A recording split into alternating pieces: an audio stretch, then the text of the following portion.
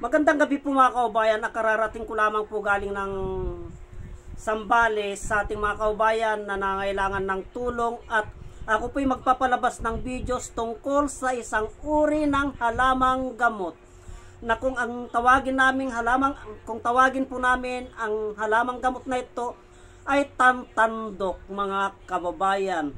Itong tantandok na ito ay isang uri ng halamang gamot na pampatay sa mga virus, pampatay po sa mga uod, at ito po ay parang aksido mga kaubayan. Pero bagong lahat po mga kaubayan ay huwag po sana ninyong kalimutan na mag-subscribe sa aking YouTube channel at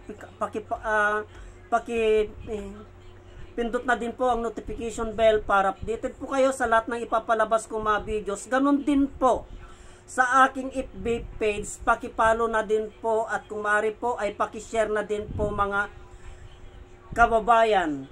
Itong halamang gamot na ito mga kababayan ay marami na po kaming na-encounter na may karamdaman sa sakit na balat. Sa sakit ng balat, sari-saring sakit ng balat, nandyan na yung puno ng kati-kati sa katawan, nandyan na yung ang dami-daming mga peklat-peklat dyan, nandyan na po yung naagnas dito, yung mga eksema, yung nagtutubig, yung paa po na nakikita na po yung laman dito, nandyan na po yan.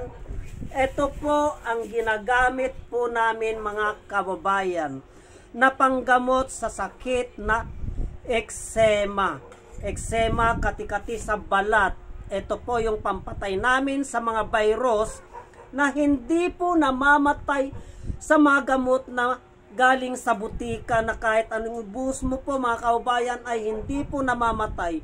O kaya pag ginamot mo po yung sakit sa balat, pag ginamot mo po gumagaling po yan, natutuyo po yan mga kaubayan, natutuyo yan. Pero pag nakakain ka ng bawal, lumalabas na naman po yan. Yan po ang ginagamot po nito. Pero pag ito po ang ginamit mo mga kaubayan, papatayin niya po yung virus na yun, yung mga itlog na yun. Papatayin niya po yun. Yung hindi kayang patayin ng mga ipinapahid sa katawan, yung hindi kayang patayin ng maininom natin mga kaubayan, pero sa pamamagitan ng halamang gamot na ito, na itatapal mo po, pipit-pitin mo po.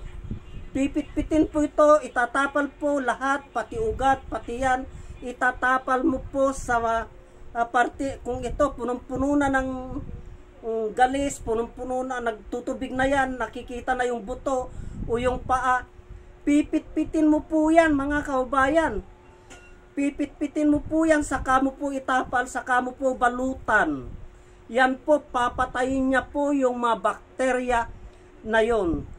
Ang mararamdaman po ng isang taong ginagamot, pag ganun po ang sakit niya, pag itinapal mo po, kakati ng kakati yun, halos hindi mo po kaya ang kati. Kasi po mga bakterya yun, mga uod yun. Ngayon, pagpatay na po mga kaubayan, pag magaling na po yun, ang mararamdaman po ng isang taong may karamdaman sa balat na eksema ay parang tubig na mainit po yan, halos hindi niya kayang init. Ibig sabihin po nun mga kaubayan, ay magaling na po yun, patay na po yung mga bakterya na yun, patay na yung mga uod na yun. Ganon, magaling na po yun. Hindi na po mabubuhay yung mga uod na yun, at lilinisan na po yun, lalanggasan na po yun mga kababayan. Ganon po, yan po ang kakayahan ng halamang gamot na ito, na kung tawagin po namin ay tantandok. Hindi po pwedeng inumin ito. Hindi po pwedeng inumin ito mga kaubayan, kundi pantapal po lamang ito. Itinatapal po lamang ito, hindi pwedeng ipasok sa loob ng katawan mga kaubayan. Sana po ay may naunawang kayong konti sa aking ipinaliwanag tungkol sa halamang gamot na ito mga kababayan. Hanggang dito na lamang po, at marami pong salamat.